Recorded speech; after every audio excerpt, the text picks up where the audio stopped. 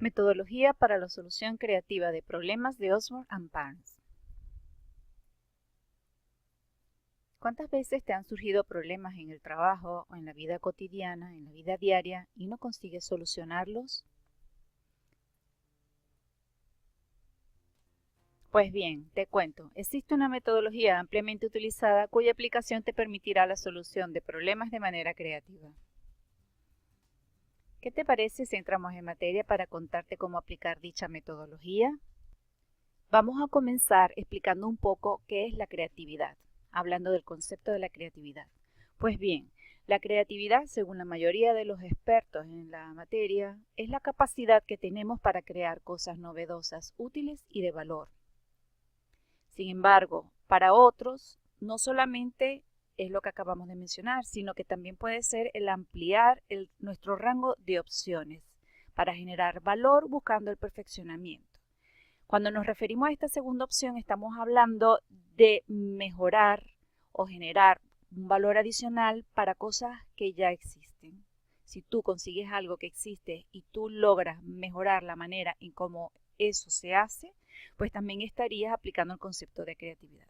A la final, lo que buscamos con el concepto de creatividad es dar solución a un problema, alcanzar nuestros deseos o cumplir nuestros objetivos.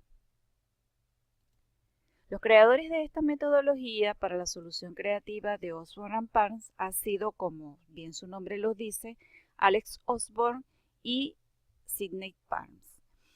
Alex Osborne fue el que originalmente creó el concepto de brainstorming, o bien conocido como lluvia de ideas, para conjuntamente y posterior a esto, en conjunto con Barnes, desarrollaron el proceso completo de la metodología. Esta metodología ha sido probada y nos permite enfocar el problema a resolver para posteriormente, mediante la aplicación de procesos de divergencia y convergencia, generar ideas originales y valiosas cuya ejecución nos permita la solución a un problema planteado. La metodología básicamente se divide en tres grandes bloques. Uno de ellos, que es el primero, es explorar el reto, en el cual nos vamos a encargar de mirar, identificar muy bien cuál es nuestro objetivo, cuáles son los problemas a los que nos enfrentamos y cuáles serían todos los hechos o información con la que nosotros debemos de contar a fin de poder identificar bien nuestro problema. Una vez hayamos hecho esto, procedemos entonces a generar ideas, que es lo que se denomina como proceso divergente. Y por último, nos prepararíamos para la acción, que ya ahí convergeríamos, empezaríamos a seleccionar aquellas soluciones que más se adaptan a nuestro problema para, por último, aplicar o planificar lo que sería la acción o la ejecución de estas soluciones que previamente hemos elegido. Para poder entender mejor de qué se trata exactamente la solución creativa de problemas, hemos elaborado este mapa conceptual, en el que podemos ver cada una de las etapas que contempla el proceso para después ir más a detalle de qué tenemos que hacer en cada una de las etapas.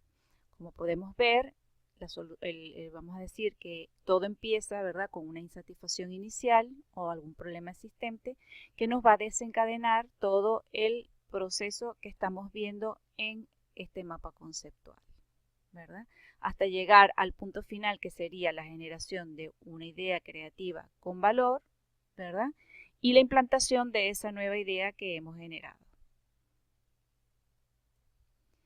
Al visualizar un poco más con detalle la primera fase de explorar el reto, tenemos que todo parte a raíz de una satisfacción inicial. Al examinar un poco más en detalle la fase de explorar el reto, nos encontramos con que todo parte de una insatisfacción inicial. A partir de esto, vamos a generar los objetivos y las metas que queremos alcanzar.